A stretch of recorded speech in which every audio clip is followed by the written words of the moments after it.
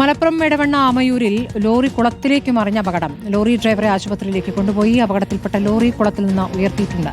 Mubasheer P Akbar വിവരങ്ങളുമായി. മുബഷീർ, എങ്ങനെയാണ് ഈ അപകടമുണ്ടായത്? പകലുണ്ടായ അപകടമാണോ?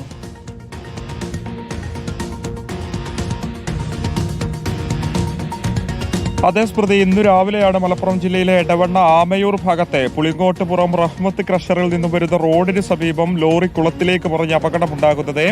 അപകടത്തിൽപ്പെട്ട ആ ലോറി കുളത്തിലേറെ നേരം കിടന്നു. പിന്നീട് നാട്ടുകാരും സന്നദ്ധ പ്രവർത്തകരും ഫയർഫോഴ്സൊക്കെ തന്നെ ചേർന്ന് ലോറി അവിടെ നിന്നും കയറ്റി എന്നുള്ളതാണ് നമുക്ക് മനസ്സിലാക്കാൻ സാധിക്കുന്നത്. ആദ്യഘട്ടത്തിൽ ലോറിയിലുണ്ടായിരുന്ന പ്രദേശവാസി കൂടെയായിട്ടുള്ള വ്യക്തി, അദ്ദേഹം വെള്ളത്തിൽ മുങ്ങിപ്പോയിരുന്നു. അദ്ദേഹത്തിന് വേണ്ടിയുള്ള തിരച്ചിൽ നടത്തിയിരുന്നു. പിന്നീട് അദ്ദേഹത്തെ പരിക്കുകളോടെ കണ്ടെത്തി ആംബുലൻസിൽ ആശുപത്രിയിലേക്ക് മാറ്റിയിട്ടുണ്ട്. ഗുരുതരമായി പരിക്കു പറ്റി എന്നുള്ളതാണ് നമുക്ക് മനസ്സിലാക്കാൻ സാധിക്കുന്നത്.